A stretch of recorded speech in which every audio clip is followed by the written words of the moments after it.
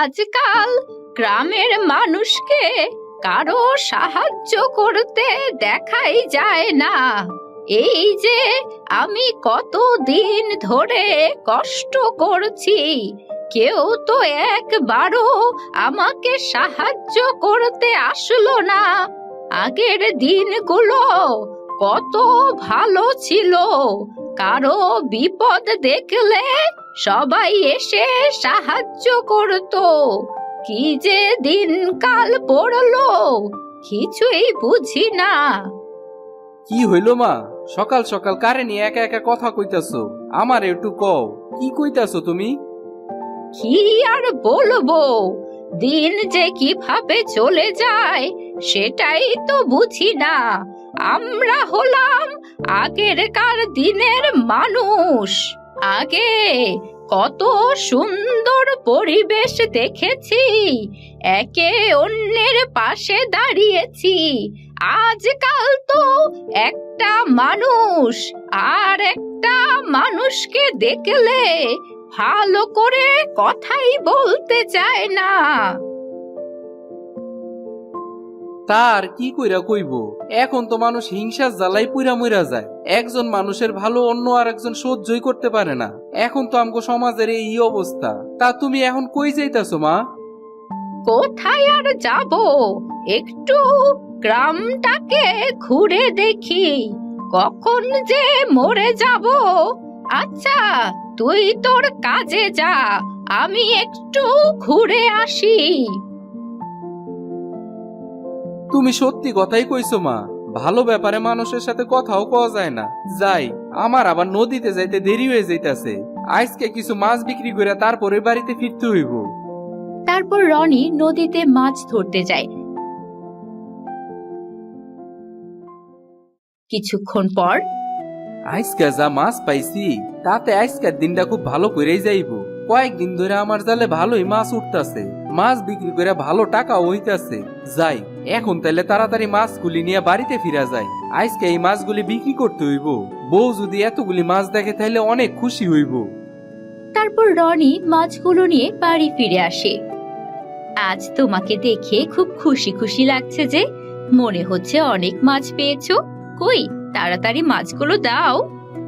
বউ, ভাবছি আজকে আর মাছগুলি বিক্রি করবো না, মাছগুলি তাই বাড়িতে নিয়ে আইছি। তুমি মাছগুলি একটু ভালো করে রান্না করো তো দেখি। অনেক দিন ধরে তোমার হাতের মাছের ঝোল খাই না।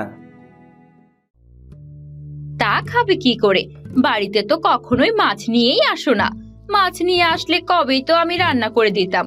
তা আজ আবার কি মনে করে মাছ বাড়িতে নিয়ে আসলে? হ্যাঁ, এত বুঝতে তোমার কাজ কি? তোমারে কইছি রান্না করতে, তুমি রান্না করো। বেশি প্রশ্ন কইরো না তো। যাও, রান্না করে যাও, মাছগুলি একটু ভালো করে রান্না করে নিয়ে আসো। আমার আর কোনো কিছু বলার অধিকার নেই। কি ভেবেছো আমি এই বাড়িতে শুধু তোমাদের সকলকে রান্না করে খাওয়ানোর জন্য এসেছি? আমাকে কোনো কথা বলার অধিকার তোমরা দেবে না। এই দেখো, আবার রাগ করতাছো কে? মাছগুলি কইছি আমি তোমারে খালি রান্না করতে। তাড়াতাড়ি একটু রান্না করে নিয়ে আসো, আমার অনেক খিদা পাইছে। আর আমি কি কইছি তুমি কিছু কইতে পারবা না? শুধু শুধু খালি উল্টা পাল্টা কথা কেন কও কও তো? কি হলো বাবা, তোরা কি নিয়ে কথা বলছিস? আর বৌমা, তোমাকেও বলি, এভাবে দাঁড়িয়ে না থেকে তাড়াতাড়ি গিয়ে কাজ করো। বেলা তো অনেক হলো। আমার তো সেই এক কাজ, কাজ করো আর রান্না করো। তাছাড়া তো আমার আর কিছু করার কোনো সাহস নেই। ঠিক আছে, আমি আমার কাজই করি। মা, তুমি যাও, ও একা একাই সবকিছু করতে পারবো। আজ আমি কিছু মাছ বাড়িতে নিয়ে আইছি। অনেক দিন ধরে তো মাছ ভাত খাওয়া হয় না। আজকে বেশ কিছু মাছ মারছি, এর লেগে মাছগুলি বাড়িতে নিয়ে আসছি, যাতে সবাই মিলে মাছের ঝোল খাওয়া যায়। ঠিক আছে, আমি ওকে সাহায্য করছি। তুই যা, হাত মুখ ধুয়ে এসে একটু বিশ্রাম কর। সারাদিন যা পরিশ্রম করিস, শরীরের দিকে খেয়াল না রাখলে তো আবার অসুস্থ হয়ে পড়বি।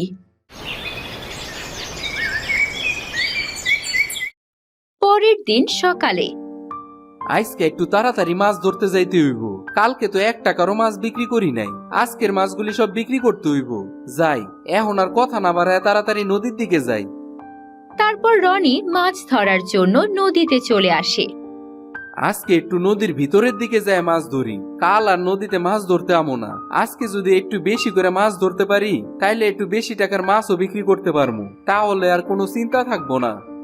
তারপর রনি একটা নৌকা নিয়ে নদীর ভেতরে মাছ ধরতে যায়। কয়েকবার জাল ফেলার পর তার জালে কোনো মাছ ওঠে না। ভাবলাম আজকে একটু বেশি করে মাছ ধরমু, আজকে তো দেখতেছি নদীতে কোনো মাছই নাই। মাছগুলি সব নদীর থেকে কই গেল? সব মাছ কি শেষ হয়ে গেল নাকি? কিছুই তো বুঝতে পারতাছি না। মনে হইতাছে আজকে আর কোনো মাছই ধরতে পারবো না। বেলাও তো অনেক হয়ে গেল, এখন আর কি করমু? যাই, বাড়ির দিকে বরং ফিরা যাই। তারপর রনি কোনো মাছ ধরতে না পেরে বাড়ি ফিরে আসে। কি হলো? আজ তোকে এত চিন্তিত মনে হচ্ছে কেন? কোনো মাছ ধরতে পারিসনি নাকি? এই, কি হলো? কথা বলছিস না কেন? আর কইও না গো মা, ভাবছিলাম আজকে একটু বেশি করে মাছ ধরমু, তার আর কি উপায় আছে? নদীতে মনে হয় মাছ সব শেষই হয়ে গেছে। আজকে আমার জালে একটা মাছও উঠলো না। কি বলছিস?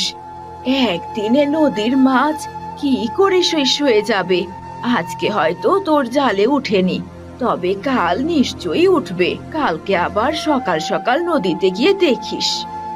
পরের দিন রনি আবারও নদীতে মাছ ধরতে যায়, কিন্তু সে কোনো মাছ ধরতে পারে না। না, এমনি আর কতদিন কাটবো? প্রত্যেক দিনই মাছ ধরতে আসি, কিন্তু একটা মাছও জালে ধরা পড়তাছে না। এমনি কইরা তো আর চলা যায় না। এবার দেখতাছি অন্য কিছু করতে হইব। আজকে বরং বাড়িতে গিয়ে একটা বুদ্ধি বাইর করি, কি করবো। তারপর রনি মাঝরাতে মন খারাপ করে বাড়ি ফিরে আসে। আমার কপালটাই খারাপ বউ, মনে হইতাছে নদীতে আর মাছ ধরতে পারবো না। এখন আমারে অন্য কোনো কিছু করতে হইব। আমি বলি, তুমি একটা ভাতের হোটেল দিয়ে বসো। গ্রামের মানুষ তো খুব সকালে কাজে বের হয়, অনেকেই না খেয়ে কাজে চলে যায়। যদি তোমার হোটেল থেকে সকালে মানুষজন গরম ভাত খেয়ে কাজে যেতে পারে, তাহলে তোমারও লাভ হবে আর লোকজনেরও উপকার হবে। তোমার তো দেখতেছি অনেক বুদ্ধি গো বউ। আমগো বাড়ির রান্না বাড়া তো সব তুমিই করো। এখন তো যদি আর একটু বেশি করে রান্না করো, তাইলে তো আমি একটা ভাতের হোটেলও দিতে পারি। তুমি আর কবে আমাকে একটু আরাম করতে দেবে? সব সময় তো আমি এই খাটিয়েই মারবে আমাকে। ঠিক আছে, তুমি যদি হোটেল দিতে পারো তাহলে আমি অবশ্যই রান্না করতে পারবো। বৌমা কথাটা মন্দ বলেনি। ভাতের হোটেল দিলে তোকে আর প্রতিদিন কষ্ট করে সকালবেলা নদীতে মাছ ধরতে যেতে হবে না। আর মাছ একদিন ধরতে পারিস, আর বেশিরভাগ দিনই তো ধরতে পারিস না। তাছাড়া সময়টা সব সময় এক থাকে না। অসুস্থ হয়ে পড়লে তো চিকিৎসা করার মতো 1 টাকাও থাকে না মাছ বিক্রি করে। আচ্ছা ঠিক আছে মা, আমি কাল সকালে বাজারে থেকে সব জিনিসপত্র কিনা নিয়ে আমু। হোটেলটা কালকে দিয়াই ফেলমু, আর সেখানে সবসময় গরম ভাতই পাওয়া যাইবো। আমার তো অনেক আনন্দ লাগতাছে গো মা। আর দেরি না করে এখনই গিয়ে যা, জিনিসপত্র কিনে আয়। সকাল সকাল কাল থেকে কাজ করা শুরু করবি। আমি আর বৌমা মিলে রান্না করব, আর তুই বিক্রি করবি। তাহলে আমাদের আর টাকার অভাব থাকবে না। ঠিক আছে মা, তুমি যখন এত করে কইতাছো, আমি কালকে থেকে হোটেলটা শুরু করবো। তাইলে এখন বাজারে যাই তাড়াতাড়ি। তারপর রনি বাজার থেকে হোটেলের প্রয়োজনীয় জিনিসপত্র কিনে নিয়ে আসে এবং পরের দিন থেকে রনির বউ এবং রনির মা রান্নার কাজ শুরু করে দেয়। এখানে আবার ভাতের হোটেল কে দিল? যাই তো দেখে আসি। আমি তো কখনো এখানে ভাতের হোটেল দেখিনি। মনে হচ্ছে ভাতের হোটেলটা নতুন। তারপর বুড়িমা হোটেলের ভিতরে যায় এবং গিয়ে দেখে রনি সেখানে। কি রে রনি, তুই আবার গরম ভাতের হোটেল কবে দিলি? তা ভালোই করেছিস, এতে একটু হলেও মানুষের উপকার হবে। সকাল সকাল আর কেউ না খেয়ে কাজে যাবে না।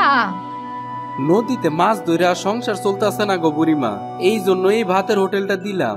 এখন একটু এই ভাতের হোটেলটা চালায় যদি কিছু টাকা আয় করতে পারি তাইলেই হইব। তা তুমি যখন আয় পড়ছো, তোমারে দিয়েই শুরু করি। বসো, তোমার লেগে ভাত লই আই। তুই অনেক ভালো রে। তোর মতন মানুষ তো আজকাল দেখাই যায় না। ঠিক আছে, আমাকে দিয়েই শুরু কর। একটু খেয়ে দেখি তোর হোটেলের খাবারের স্বাদ কেমন। তারপর রনি বুড়িমাকে তার হোটেলের ভাত খেতে দেয়। তোর হোটেলের খাবার তো দেখি অনেক সুস্বাদু রে। এমন ভাতের হোটেল তো আমাদের গ্রামে আর একটাও নেই। আমি যেখানেই যাব সেখানেই তোর হোটেলের কথা সকলকে জানাবো। তা তোকে কত টাকা দিতে হবে রে? তোমার কোনো টাকা দেওয়া লাগবো না গো বুড়িমা। তোমার যখন খুশি তখনই তুমি এই হোটেলে এসে ভাত খাইয়া যাইও, আর আমি চেষ্টা করবো তোমার মতো সবাইরে উপকার করতে। আমি তাহলে আসি। তোর হোটেলটা অনেক বড় হোক, সৎভাবে ব্যবসাটা চালিয়ে যা, তাহলেই সফল হতে পারবি।